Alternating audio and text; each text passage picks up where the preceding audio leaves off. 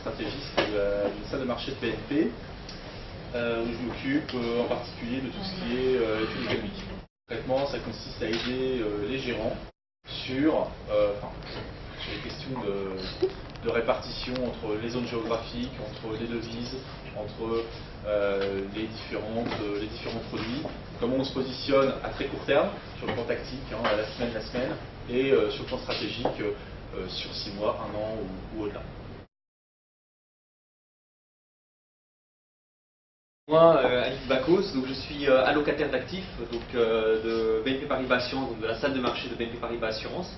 Mon rôle, c'est quoi? C'est de proposer, de construire des allocations qui sont le plus compatibles avec le scénario économique de Mathieu Muchery pour optimiser le couple rendement-risque. On va en parler durant cet exposé, le couple rendement-risque des investissements. Vous savez qu'hier, il y a eu la fameuse décision de la Fed qu'on attendait depuis plusieurs semaines, et même depuis plusieurs mois.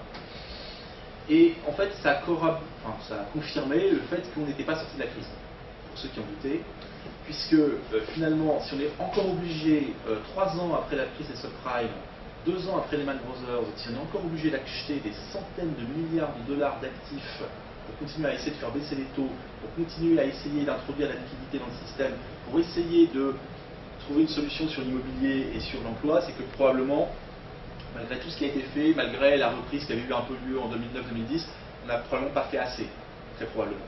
Et d'ailleurs, c'est pour ça qu'Obama s'est pris une claque.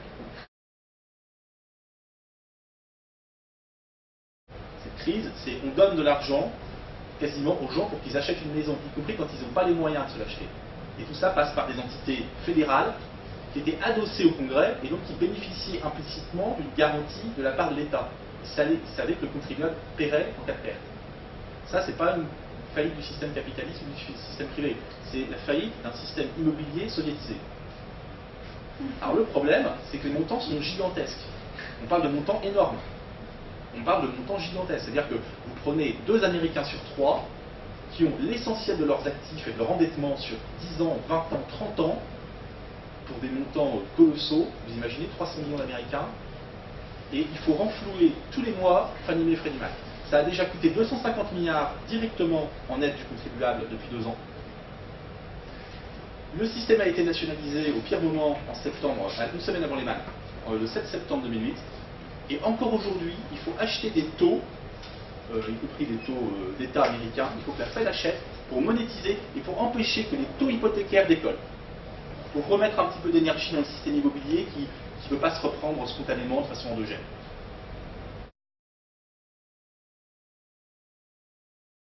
Vous savez que vous avez un certain nombre de pays, notamment en Asie, qui font joujou avec leur monnaie. La technique est simple. Je veux favoriser mes exportations. C'est comme ça. Par exemple parce que je suis une dictature et que je n'ai pas forcément besoin d'augmenter le pouvoir d'achat du consommateur local. Pour faire joujou avec cette monnaie, je m'arrange pour qu'elle soit la plus basse possible, la plus sous-évaluée. La seule technique, c'est de se lier au dollar. Et puisque, en général, normalement, dans ces pays-là, il y a quand même un peu plus de croissance, etc., ces pays devraient normalement connaître une appréciation, il y a plus d'inflation, il y a plus de croissance.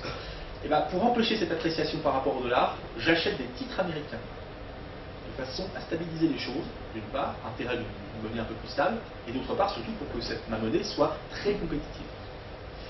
Le problème, c'est que vous êtes obligé, dans ce cas-là, d'acheter des titres américains de façon massive. Et quand je dis massive, c'est 60% du PIB chinois en réserve de change chinoise.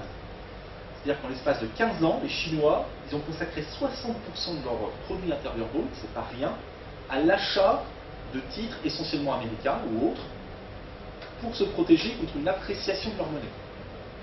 Donc, pourquoi ils le font? En fait, c'est ni plus ni moins qu'un subventionnement de vous. En fait, tous les jours, vous recevez de l'argent sans savoir du gouvernement chinois.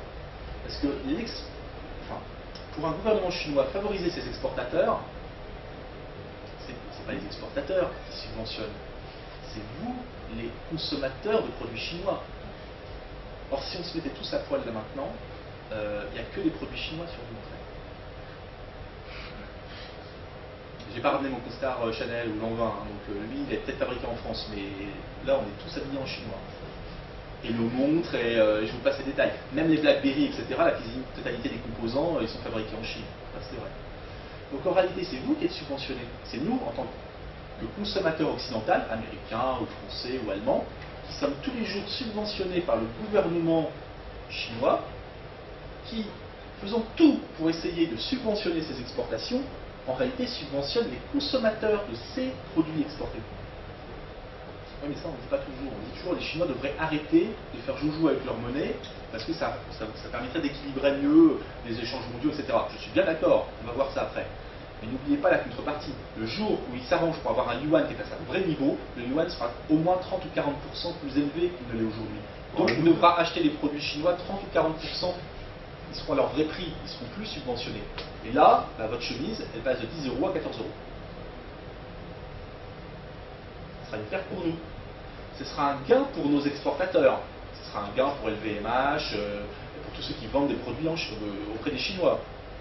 Ce sera une perte pour nous en tant que consommateurs. On gagnera d'un côté, on perdra de l'autre. Peut-être qu'on gagnera en tant que salarié, à condition qu'on bosse dans une boîte en lien avec les Chinois, mais je vous garantis qu'en tant que consommateur, là c'est certain, on perdra tous. Alors ça, on ne le verra peut-être pas de façon immédiate, hein, parce que je ne pense pas qu'ils vont faire une appréciation de 40% sur une année, etc. Ce sera graduel, et vous verrez. Le jour où ils se mettront à avoir une croissance moins mercantiliste, moins basée sur leurs exports, donc moins trafiquée sur le plan monétaire, ce jour-là, nous en tant que consommateurs, on va la sentir un petit peu passer, progressivement. Du coup, l'inflation. On voit ces taux de change réel effectif, déviation par rapport à la période pré-crise, enfin plus exactement par rapport à la moyenne de la période pré-crise. On somme le tout, on met ça en zéro en 2005 et on voit comment ça évolue. Et vous voyez qu'il y a des monnaies comme par exemple le won coréen ou le dollar taïwanais qui sont en train de perdre sur plusieurs années, de façon systématique en taux de change réel effectif, alors que ces pays-là réalisent une croissance énorme. Ces pays-là devraient normalement, s'il y avait une justice, ils devraient se situer là, en termes d'évolution de leur taux de change. Et ça, c'est grâce à ces achats massifs de titres. Distorsion considérable dans les relations monétaires, donc distorsion considérable de tous les prix, y compris les prix relatifs, donc mauvaise allocation du capital, puisque évidemment, vous avez des Asiatiques qui devraient investir chez eux et qui investissent en titres de dette publique américaine. On écoute la perversion de la chose. Donc, des pays du Sud, y compris Moyen-Orient, Afrique, etc., qui investissent chez nous en actifs peu risqués, alors que normalement, c'est nous qui devrions investir chez eux en actifs risqués. Parce qu'il y a plus de rendement. Donc, c'est vrai que tout ça, c'est une perversion gigantesque. Je voulais juste mettre l'attention sur le fait que cette perversion gigantesque, on en profite aussi quand même un petit peu en tant que consommateur tous les jours. Et c'est sûr que c'est l'une des sources de la crise. Une des sources de la crise, très probablement parce que l'ensemble de ces flux ont été vers des titres américains, ça a fait baisser les taux, c'est peut-être l'une des raisons pour lesquelles les Américains se sont précipités pour acheter de l'immobilier, y compris de l'immobilier déraisonnable. Si vous vous trouvez dans une banlieue à 30 km de Las Vegas avec une baraque qui vaut 500 000 $ et qui, 2 ans plus tard, en vaut plus de 200 000, c'est probablement que vous avez acheté n'importe comment en 2006, au moment du pic. Mais attention, si vous avez acheté n'importe comment, c'est peut-être qu'à ce moment-là, vous pouviez avoir sur 25 ans un taux d'endettement de 3%. Qui aurait été non pas 3%, mais plutôt 4,5% si les Asiatiques n'avaient pas acheté des titres américains de façon à faire baisser et les titres publics et aussi les titres mortgage américains. Donc ça a été probablement un des déclencheurs de la crise. Le problème, c'est que ça n'a pas été résolu. Donc Fannie Mae d'un côté, aucune résolution du problème sur 3 ans, et ça, alors là je peux vous dire que non seulement il n'y a aucune résolution, mais en ce moment on est en pleine guerre des champs. Et résultat de l'ensemble de ces deux facteurs, qui à mon avis étaient les deux gros facteurs de crise, aucun n'a été résolu, ça même plutôt tendance à s'empirer, et au lieu de ça, pendant 3 ans, on a discuté de la rémunération du bonus des traders et des paradis fiscaux. Pour amuser les gars.